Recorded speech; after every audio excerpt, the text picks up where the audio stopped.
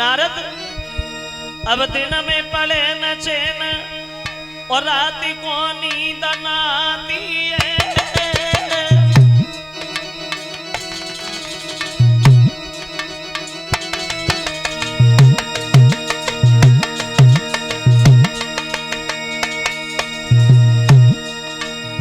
नारद को अरे दिन में पड़े न चैन रात को नींद न आती है।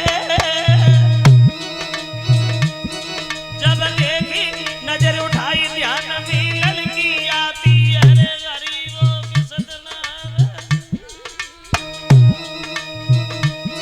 जब विश्व मोहनी दुल्हन बन मेरे घर में आवेगी रे हराम खाना पीना है। और सोची नारद भी लड़की के अब नहीं जीना है। क्या करूं क्या करूं, मात्र 2 दिन बचे, अब जाए तो जाए कहां। और दोष भी नहीं है नारद का। ये कवि कहता है जे प्रेम बुरी जंजीर वीर तुम झूठवती मानो। जब लाई जाती कछुए सबुरी बीमारी जाए जानो रे हमेशा दिल पे दिल धड़के। और बुद्धि करे न काम कले जो मेरे प्रेमी तल फेरे हराम खाना पीना हो रे। और दिन भी पड़े न चैन रात को नींद न आए।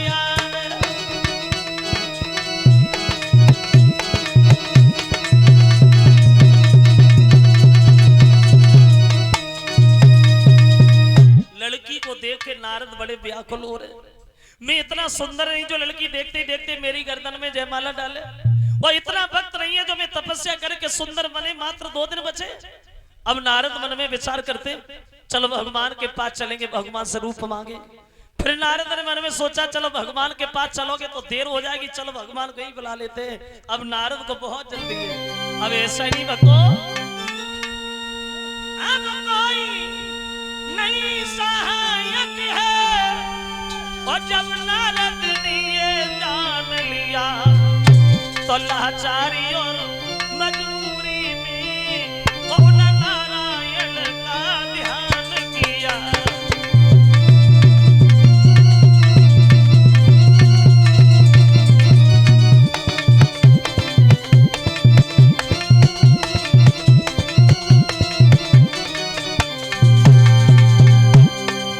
देखो भगवान का ध्यान करते हैं नारद।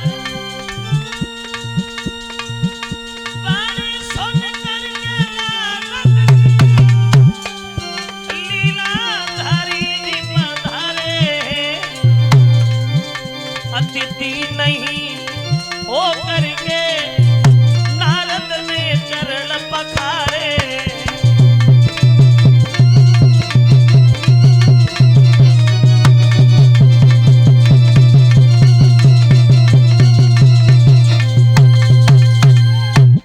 नारायण का भगवान का ध्यान किया नारद ने। पहुंच गए भगवान नारद जी के सामने। कहिए बाबा जी, कहिए ब्रह्मचारी जी, आज हमारा कैसे ध्यान कर लिया नारद तुमने। तो नारद जी बोले महाराज क्षमा करना, हम तो सोते जगते चलते फिरते उठते बैठते 24 घंटा तुम्हारे ही ध्यान करते। आज ऐसा कोई काम कर दो जो काम मेरे में हो। जय विधि होई ना हित मोरा। ऐसा काम करो जो काम मेरे में हो। भगवान बोले वही होगा जो तुम चाहोगे, हम क्या करें। तो नारद जी बोले महाराज आप हमें सुंदर बना दो।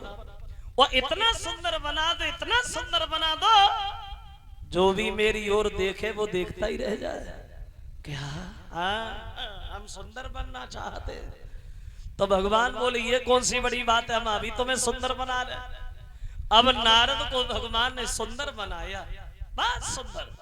वो शरीर तो सुंदर बना दिया लेकिन चेहरा बंदर का बना दिया। शरीर सुंदर और चेहरा बंदर का।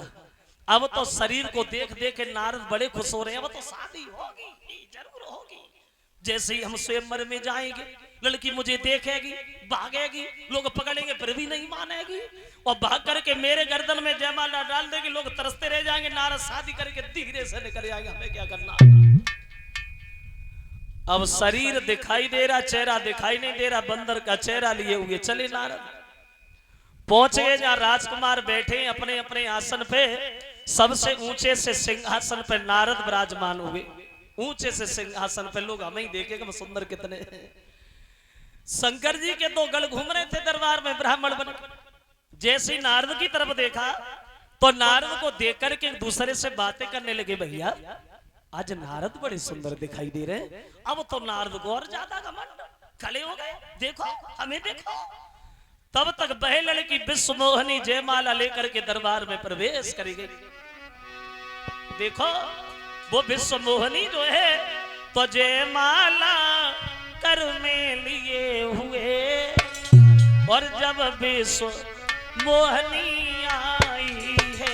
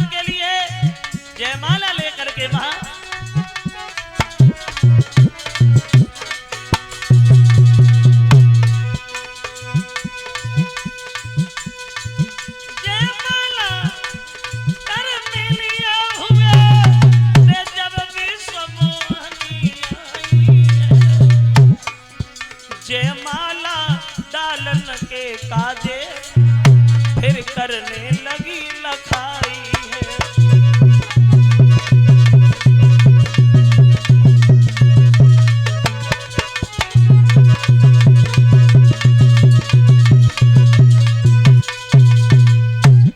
पहुंच गई दरबार में लड़की जयमाला लेकर के बाहर। जो नारद ने लड़की को देखा तो उठे और लड़की के सामने खड़े हो गए, अपनी गर्दन आगे बढ़ा दे। उस लड़की ने एक बार नारद को देखा, दोबारा मुड़ के ही नहीं देखा। अब नारद को ऐसा लगता था जैसे मानो उनका कोई कलेजा निकाले लिए जा रहा है। ऐसा लगता था कि जैसे दौलत से भरा हुआ भंडार कोई छीने लिए जा रहा है। अब लड़की घूम के आती, नारद सामने, लड़की ने देखा ही नहीं। राजा के रूप में जहां भगवान बैठे हैं, उस लड़की ने भगवान की गर्दन में जयमाला डाली। और जो भगवान के गर्दन में जयमाला डाली तो नारद को गुस्सा आ गया। पागल है ये लड़की, बिल्कुल अज्ञान है ये लड़की। भगवान ने इसे रूप तो दे दिया लेकिन बुद्धि देना भूल गया, बुद्धि नहीं। ये भी नहीं जानती इन लोगों में सबसे ज्यादा सुंदर कौन है। अरे हमें देखो, हमारी तंदुरुस्ती देखो। तो लोग देख के रहे हो, लड़की से कहो जयमाला मेरे गर्दन में पड़नी चाहिए, शादी हम करेंगे हम। तब हरिगन बोले मुस्कियाई और निज मन मुकुट बिलो कहो जाई। शंकर जी के दोनों गल हंसने लगे। नारद वैसे भूल हो गई, लड़की से जयमाला तो तुम्हारी पहननी चाहिए थी क्योंकि तुम बड़े सुंदर हो ना, लेकिन तुमने अपना चेहरा देखा है। ठहरे होंगे पानी में, नारद ने बंदर जैसा चेहरा देखा तो नारद से रुका ही नहीं गया। दोनों गलों को श्राप दे दिया, मूर्खों बड़ा देर से हंस रहे तुम लोग, तुमने हमें बताया नहीं, तुमने मेरी मजाक बनाई। हम तुम दोनों को श्राप देते हैं, तुम दोनों राक्षस बनोगे। और क्रोध में आए नारद ने बीड़ा उठाया और दूर फेंक दिया। आज हम भगवान को भी नहीं छोड़ेंगे, उन्हें भी देख लेंगे। अपनी शादी कर ली, दुनिया के लोग कुआरे मरे जाओ। अब चले नारद तो देखा कि सामने से भगवान जा रहे हैं, लक्ष्मी जी और विश्व मोहनी साथ में। तो भगवान ने नारद को देखा तो नारद से पूछने लगे, कहां जा रही हो नारद? कहीं नहीं जा रहा हूं। अरे भैया बड़ा गुस्सा में हो, कहां जा रहे हो? तुम्हारे पास आ रहा था, तुम्हारे क्यों? क्योंकि तुम कबड्डी हो, कबड्डी। दूसरे का घर बसते देख नहीं सकते तुम। जीवन में पहली बार शादी करने का विचार बना, वो अकेले शादी तुमने नहीं होने दी, तुमने। तुम्हारी बात है, तुम्हारी करामात है, हमें पूछो, कोई नहीं जानता। समुद्र का मंथन हुआ, अकेले तुमने कराया। कौस तो मड़ी निकली, निकाल के तुम आ गए। शंकर जी को पागल बनाया तुमने। शंकर जी को पागल बनाकर जहर दे दिया, देवताओं को अमृत दिया, राक्षसों को शराब पिलाई। लेकिन तुमसे कोई कहे कैसे, कहे कैसे? बोले कि परम स्वतंत्र न सर पर कोई, भावहि मन ही करो तुम सोई।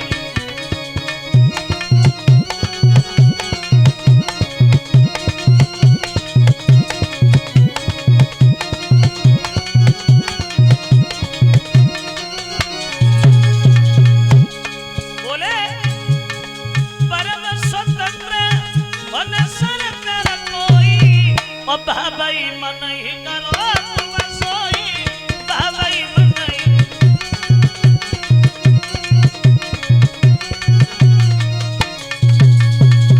तुम्हारे सर पे तो कोई है ही नहीं, जो मन में आता है, जो इच्छा होती वही करते तुम। लेकिन जिस लड़की को हमारे भोजन अच्छा नहीं लगा, जिस लड़की के पीछे मेरी नींद हराम हो गई, उस लड़की को आप छीन के ले तो जा रहे हो, ले जा। लेकिन एक दिन वो होगा, इसी लड़की के पीछे तुम्हें भूतल पे जाना पड़ेगा। और जो बंदरों का चेहरा देख के तुमने हमारी हंसी की है, ये बंदर तुम्हारी सहायता करेंगे, ये मेरा श्राप है। बाद में जब भगवान ने अपनी माया हटाई भक्तों वहां, तो क्या देखा नारद ने? ना मां लक्ष्मी जी है, ना विश्वमोहनी है, कोई नहीं है। तब नारद को ज्ञान हुआ, पैरों पे गिर पड़े, बोले प्रभु मेरा श्राप झूठ हो जाए, मेरा श्राप खंडित हो जाए, हम शादी नहीं नहीं नहीं, हम तो बाल ब्रह्मचारी हैं। भगवान बोले जो हो ना तब हो गया ब्रह्मचारी जी। अगर तुम्हें दुख है, कष्ट है, तो जपो जाए शंकर सतनामा, और हुई है हृदय तुरंत विश्रामा। अगर तुम्हारे दिल में जरा भी दुख है, तो तुम शंकर जी का भजन करो, क्योंकि शंकर जी के भक्त में बहुत प्यारे हैं। तो वो विद्वान ये कहता है, विश्व मोहनी सीता बनी, विष्णु भगवान राम बने, शंकर जी के दोनों गल रावण कुंभकर्ण बने, और बंदर ने राम की सहायता की। इसलिए प्रभु श्री राम को भूतल पे आना पड़ा, इसलिए अवतार हुआ था राम का। अब क्या हुआ? बड़े मगन है महाराज दशरथ, तो विश्वामित्र चले हैं दशरथ के घर। ये 50 रुपया आए हैं देवराज, और 50 रुपया अखिलेश, ये राजपूत धर्मेंद्र सिंह 50 रुपया भेंट कर रही है। इन लोगों की तरफ से 50-50 रुपया हमारे करीब आया है, और 101 रुपया आया है ये उत्तम सिंह राजपूत, और 101 रुपया विकास राजपूत। ये दोनों मित्र, ये रजपुरा मैनपुरी के रहने वाले हैं। लिखा है सदाव्रत सौरंगा के बारे में। और ये 200 रुपया हमारे करीब 50-50 रुपया साथियों के करीब आए हमारे छोटे भाई अच्छे शास्त्री की तरफ से। कामना करेंगे भगवान हमेशा दीर्घायु देता रहे, समाज में सम्मान प्राप्त होता रहे। चलो सुना दूंगा, अभी थोड़ी देर रुको, अभी सुना रहा हूं। अभी इंतजार करिए, इंतजार बहुत जरूरी होता है, थोड़े इंतजार का। यानी अब विश्वामित्र चले राम को लेने के लिए दशरथ से जाके मिले। तो दशरथ बोले प्रभु कुछ दान चाहिए? बोले हाँ, क्या चाहिए? बोले धन नहीं, दौलत नहीं, मकान नहीं, दुकान नहीं, कुछ नहीं। फिर क्या चाहिए? बोले दान के रूप में हमें तुम्हारे 2 पुत्र चाहिए, राम और लक्ष्मण को तुम हमारे साथ भेज दो।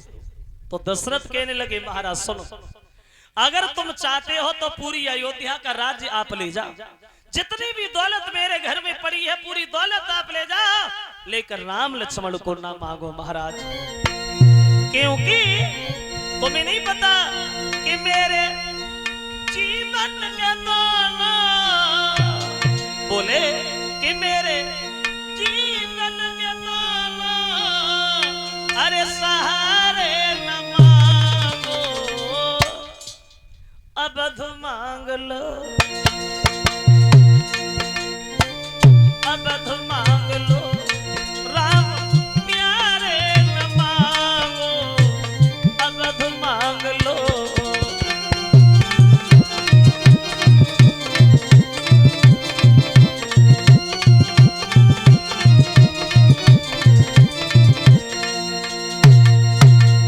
ए महाराज तुम्हें नहीं मालूम, अरे छोटी छोटी पैया पैदल ना चल पाए, अभी छोटे हैं राम।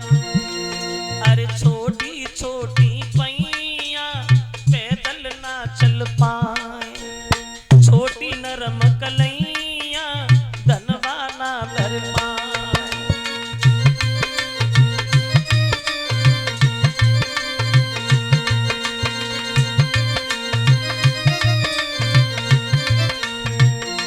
इसलिए मेरी नैया के माला, मेरी नैया के माला किनारे न भागो, अवध मांग लो, अवध मांग लो, राम प्यारे न मांगो, अवध मांग लो।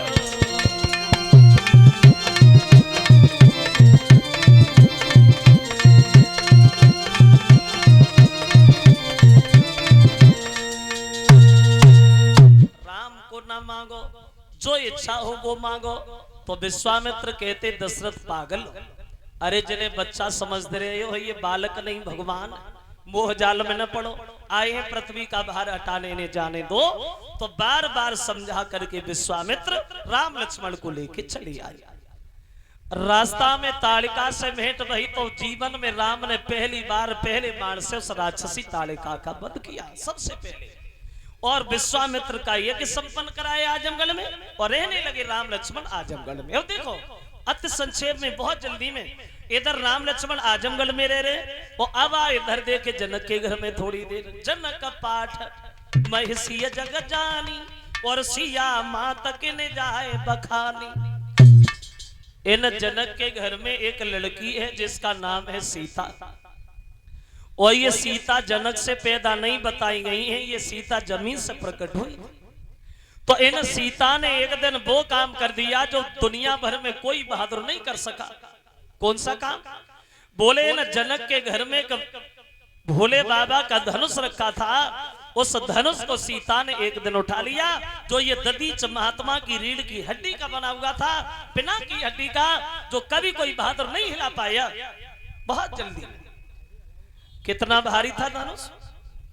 तुलसीदास धनुष का वजन नहीं बता पाए रामायण, ये धनुष 50 कुंतल का था या 60 कुंतल का था। तुलसीदास कहते हैं ये धनुष इतना भारी था, जब रंग भूमि में ले जाया गया था तो ये धनुष एक पहियों वाली गाड़ी पर रखे गया था, और धनुष को पहुंचाने में 5000 जवान लग गए थे, 5000। लेकिन सीता ने उसे उठा लिया छोटी सी उम्र में, 5 साल 5 महीना 7 दिन की उम्र में, जो महात्मा दधीच की रीढ़ की हड्डी का बना हुआ था।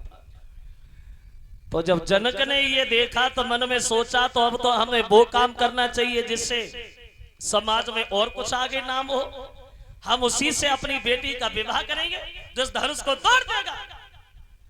क्योंकि लड़की से लड़का योग्य होना जरूरी,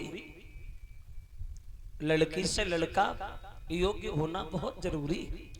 वो यही आजकल हम लोग भी देखते, कई लड़की के लिए लड़का देखने जाते तो यही देखते कि लड़का सुंदर ज्यादा होना चाहिए, पढ़ा लिखा ज्यादा होना चाहिए।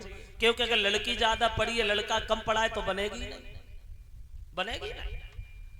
जो कुंडलियां निकलवाते ना विवाह शादी में, लड़का लड़की की कुंडली निकलवाते, एक दिन हमारी बुद्धि में आया कि लड़का लड़की की कुंडली न निकाली जाए, लड़की की सास की कुंडली बहुत जरूरी है। क्योंकि सास और बहू में कम बनती है, तो सास और बहू की कुंडली बहुत जरूरी है। तो जनक ने ये फैसला कर लिया, चारों तरफ खबर भिजवाई, जो भी धनुष तोड़ेगा वो सीता से रिश्ता जोड़ेगा। खबर मिली है विश्वामित्र को, तो राम लक्ष्मण को साथ लेके गए जनकपुर में। तो रास्ता में गौतम ऋषि की पत्नी अहिल्या इन्हें मिली है, जो पत्थर के रूप में पड़ी। तो महात्मा की बात समझाते विश्वामित्र, सुनो राम, ये महात्मा गौतम ऋषि की पत्नी है जो वर्षों से तुम्हारे चरणों के धूल के इंतजार में पड़ी है। इनके पति ने श्राप दे के पत्थर की बना दिया, जो तुम्हारे इंतजार में है, तुम इनका उद्धार करो। तो राम उस अहिल्या को उद्धार करते हैं और अहिल्या का उद्धार करने के बाद और आगे बढ़ जाते हैं, पहुंच गए जनक के फूल बाग। तो इधर जब शाम हो गई तो विश्वामित्र बोले राम चलो पूजा करने, फूल तोड़ ला। अब राम लक्ष्मण गए जनक के फूल बाग में फूल तोड़ने, लेकिन इधर बगीचा सुंदर है, इधर राम लक्ष्मण बाग में घूम रहे और उधर सीता ही मंदिर में पूजा करने। उसी समय उसी वक्त जनक के फूल बाग में ले को संग लगे, अरे फूल बाग में आई तो बगिया के बीच में बैठे